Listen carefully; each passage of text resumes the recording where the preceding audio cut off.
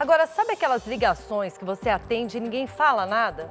Pois é, esse tipo de chamada, conhecida como ligação fantasma, está sendo usada de forma abusiva por empresas e também por golpistas. Veja a reportagem. O telefone toca, a chamada é de um número desconhecido, mas quando a pessoa atende, ninguém fala nada. Eu recebo umas 3 ligações dessa por dia. E ligam mais de uma vez, não é só uma vez. E aí quando você atende, eles desligam. Fernanda costuma receber esse tipo de ligação todos os dias. Como eu tenho uma filha na creche, eu tenho os meus pais que já são de idade, a gente acaba atendendo, porque não sabe se passou mal na rua, se está com febre na escola, então isso é bem complicado. Essas ligações acontecem em diferentes horas do dia e sempre que são atendidas, o silêncio permanece do outro lado da linha. Você até pode tentar retornar, mas geralmente cai em uma mensagem informando que o número não existe. Por isso, a ligação passou a ser conhecida como chamada fantasma.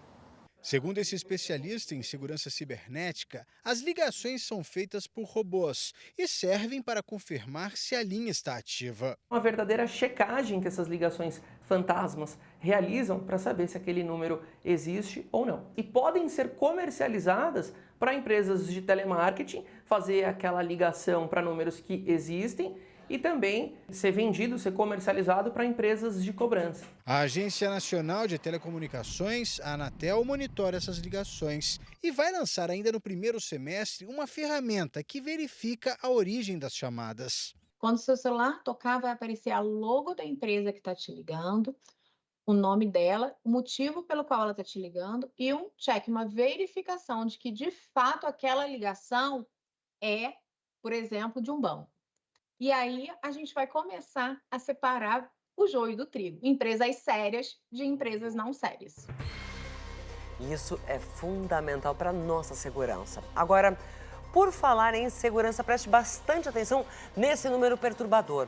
Um recente levantamento constatou que a cada 6 minutos o Brasil tem uma denúncia de crime de stalking, um tipo de violência principalmente emocional, qualificada por uma perseguição obsessiva, em que o infrator ele restringe a liberdade, a privacidade e até mesmo a locomoção da vítima, Tícia. Pois é, e a maioria dos casos começa nas redes sociais ou aplicativos para depois chegar ao ambiente físico. E essa sensação de estar sob observação permanente provoca medo, ansiedade e faz também muita gente se tornar prisioneira dentro da própria casa. Uma verdadeira tortura psicológica que afeta muitas pessoas famosas, como a gente vai ver agora na reportagem da Samara Bastos. Aline conheceu o perseguidor dela no trabalho. Ele era apenas um cliente da academia. Então ele me perguntava as coisas sobre a academia e eu respondia. E aí, com o passar do tempo, eu vi que aos finais de semana, nos momentos da minha folga, ele começava a fazer comentários um pouco mais intimistas nas minhas redes sociais. O homem enviava centenas de mensagens todos os dias.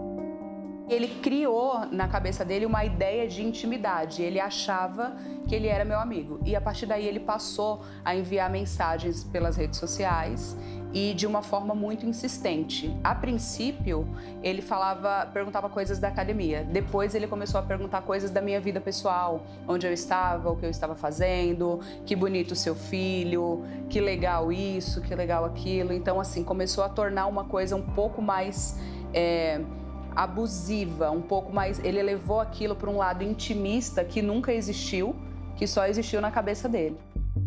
Ela foi vítima de um stalker, que em inglês significa perseguidor.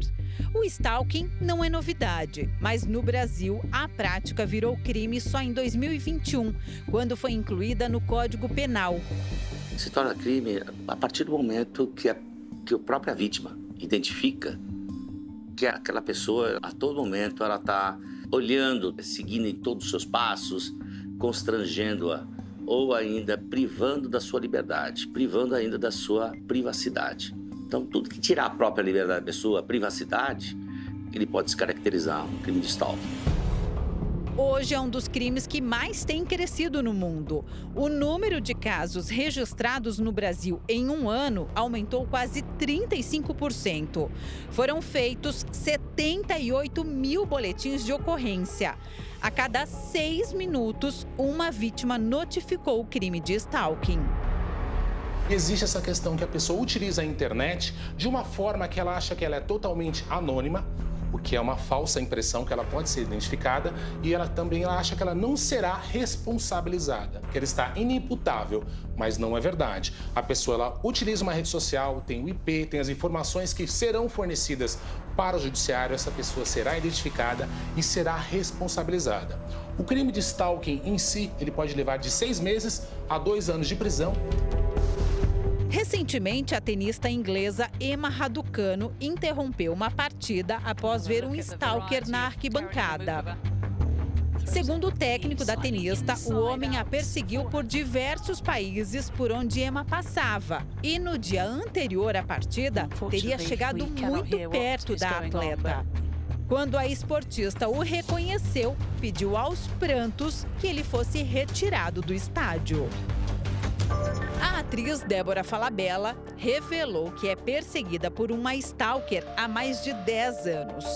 A mulher, que se dizia fã da artista, começou a segui-la em todos os lugares, desde locais públicos, como teatros, até na porta da casa da atriz. Débora pediu na justiça o afastamento da perseguidora. Paola Oliveira já registrou um boletim de ocorrência de perseguição contra uma fã. A atriz contou que a perseguição começou há 5 anos e que em um único dia a suspeita ligou 40 vezes para ela. Isso é muito sério. Outra famosa que também foi perseguida é Kim Kardashian. O stalker da socialite já foi pego tentando pular o muro da casa dela. Em geral, as mulheres são as mais perseguidas. As mensagens podem ter ou não conotações afetivas. As perseguições começam nas redes sociais e podem evoluir para o presencial. Aline demorou para entender que estava sendo vítima de um perseguidor. Foram meses de perseguição na internet. Só quando ele começou a segui-la nas ruas é que ela entendeu a gravidade da situação. Foi isso, Aline? Foi isso. Eu me lembro que naquele dia eu fiquei muito assustada, porque no dia anterior ele tinha enviado algumas mensagens, eu não tinha respondido. E quando eu estava saindo do meu trabalho, eu avistei ele atrás de um poste.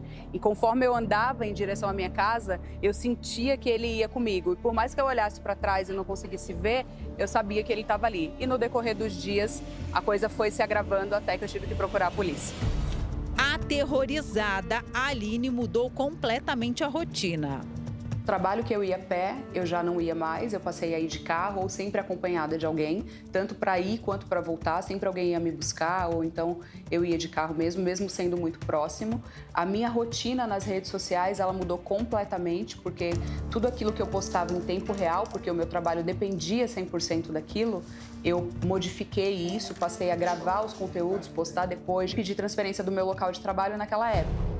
Mas as mudanças não foram suficientes para cessar a perseguição. O homem encontrou nas redes sociais a família de Aline. Estava nas minhas fotos ou nos meus stories e eu não respondia, ele perguntava para os meus filhos o que eu estava fazendo. Onde eu estava, se eu tinha saído, por que eu não estava respondendo naquela hora. Ele era imediatista, queria saber na hora o que eu estava fazendo. Então, quando eu vi que ele estava mandando mensagem para os meus filhos e para minha mãe, aquilo me deixou muito assustada mesmo. Aline procurou a polícia e registrou um boletim de ocorrência. Todas as vezes que eu fui receber uma consulta do meu advogado, eu fazia as postagens. E aí eu imagino que aquilo deva ter deixado ele um pouco mais intimidado, né? Porque ele acho que talvez não imaginasse que eu fosse chegar àquele ponto. Eu comecei a expor ali que eu estava buscando uma medida um pouco mais séria, uma medida judicial. Aí foi onde começou a parar essas perseguições. A perseguição trouxe consequências à saúde mental de Aline, que desenvolveu transtorno de ansiedade.